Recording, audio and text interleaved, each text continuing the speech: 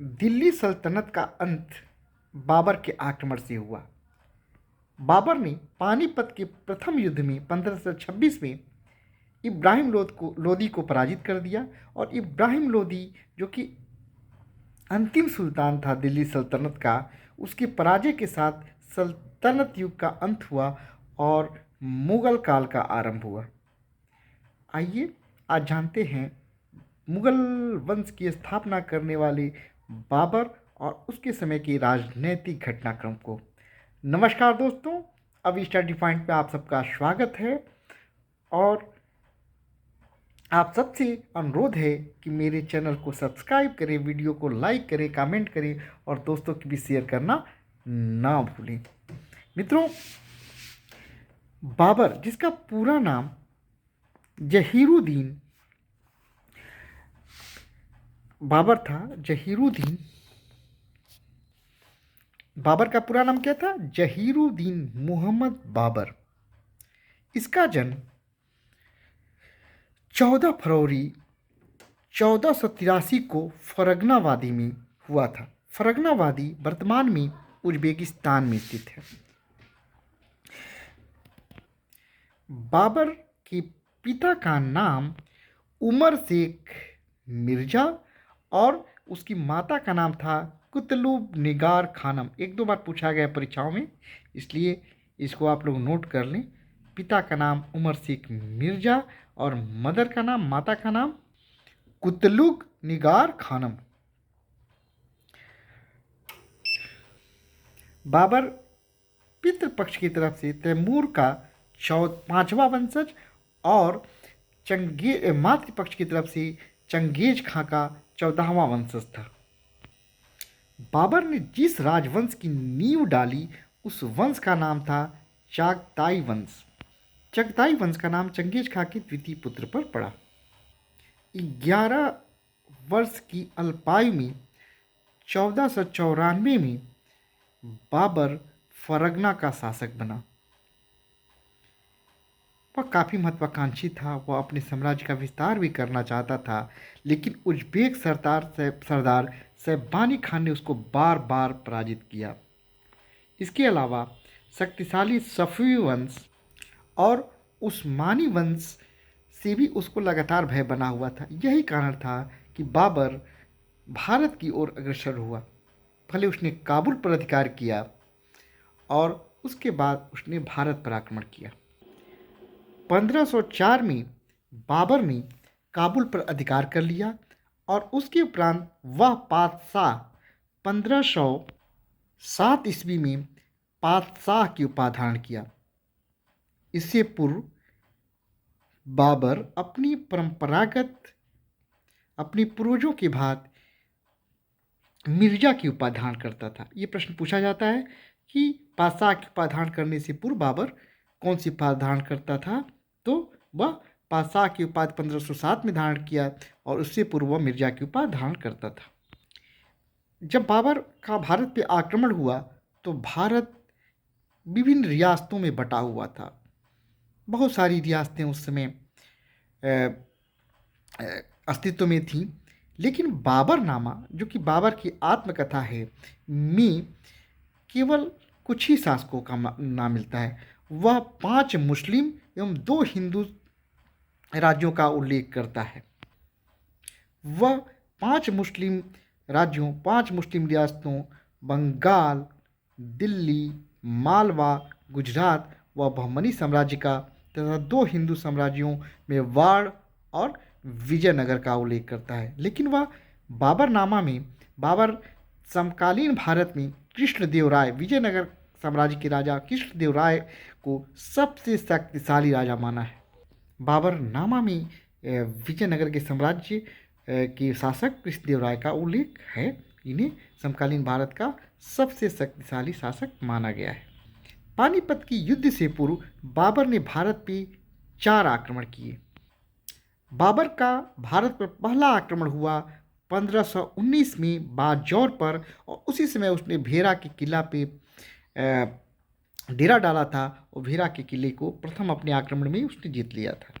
बाबर स्वयं अपनी आत्मकथा में लिखता है कि वह भेरा के किला को जीतने के लिए सर्वप्रथम बारूद एवं तोपखाने का प्रयोग किया था। पानीपत का प्रथम युद्ध। पानीपत का प्रथम युद्ध 21 अप्रैल 1526 को बाबर और इब्राहिम लोदी के बीच हुआ था। यह दिल्ली सल्तनत युग की समाप्ति का कारण बना। इसमें इब्राहिम लोदी बुरी तरह से पराजित हुआ और सल्तनत युग का अंत हुआ और भारत में मुगल साम्राज्य की नींव पड़ी। कहा जाता है कि बाबर की विजय का कारण, पानीपत के युद्ध में बाबर की विजय का कारण उसका तोपखाना और उसका कुशल नेतृत्व था। बाबर ने इस युद्ध में तुलगमा युद्ध नीति का अनुसरण किया और तोपों को सजाने के संदर्भ में उस्मानी विधि का प्रयोग किया। तुलगमा युद्ध नीति उज़्बेकों की युद्ध नीति थी जिसे बाबर ने उज़्बेकों से ग्रहण किया था। उज़्बेकों ने उसे बार बार पराजित किया था। एक प्रश्न यह पूछा जाता है कि पानीपत के युद्ध में बाबर के तोपखाने का नेतृत्व किसने किया था।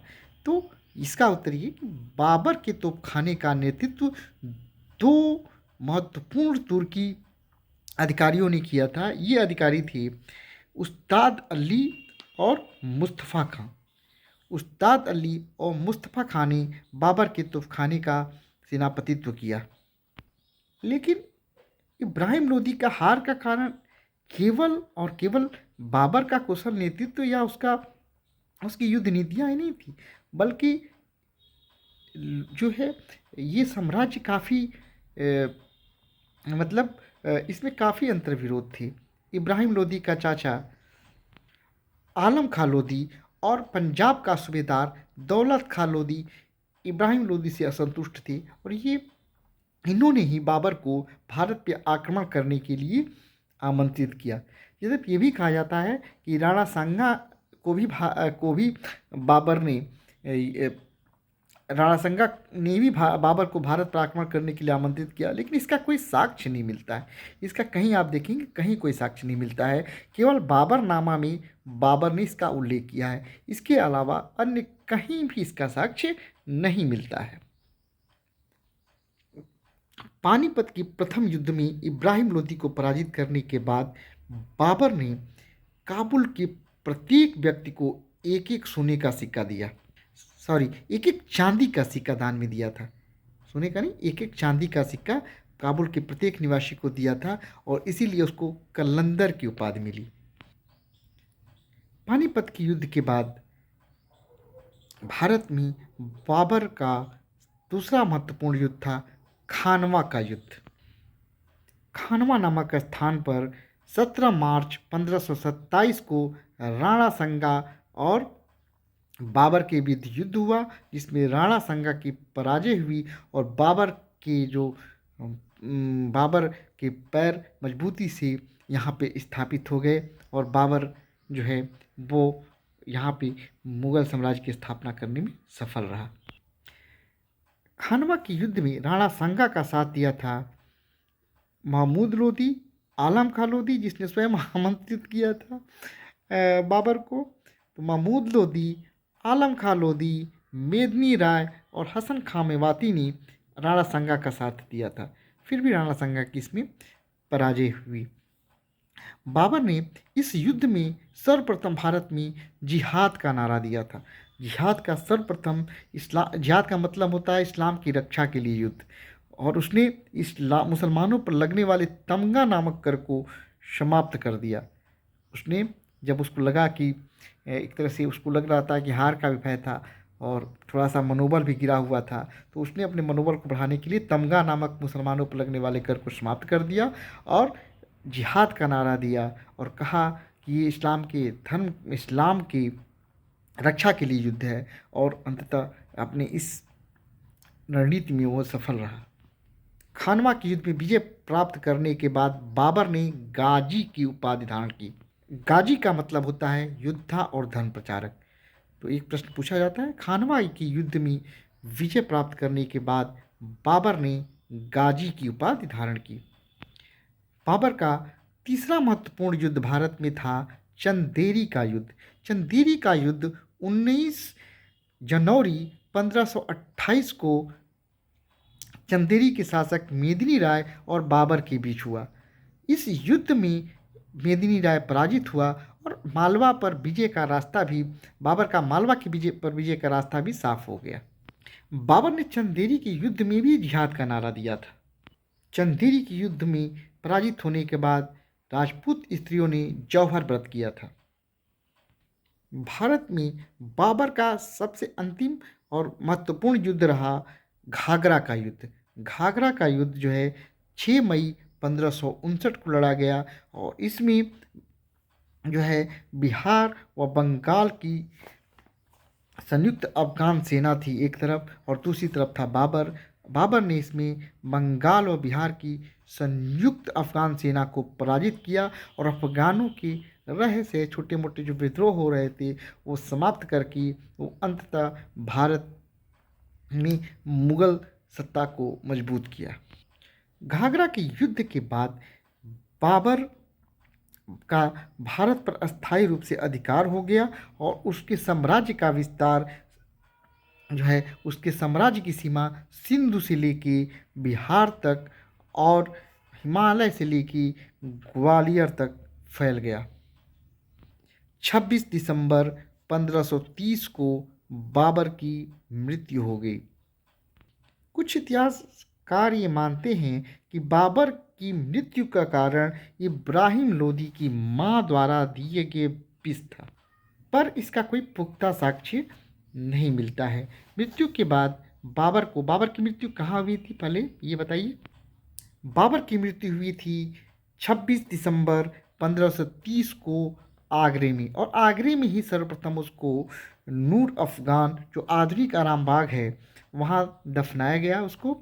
लेकिन बाद में बाबर की इच्छा के अनुसार बाबर को वहाँ से उस कब्र से निकाल के नूर अफगान वाले कब्र से निकाल के काबुल में उसके द्वारा चिन्हित किए गए स्थान पर उसे दोबारा दफनाया गया।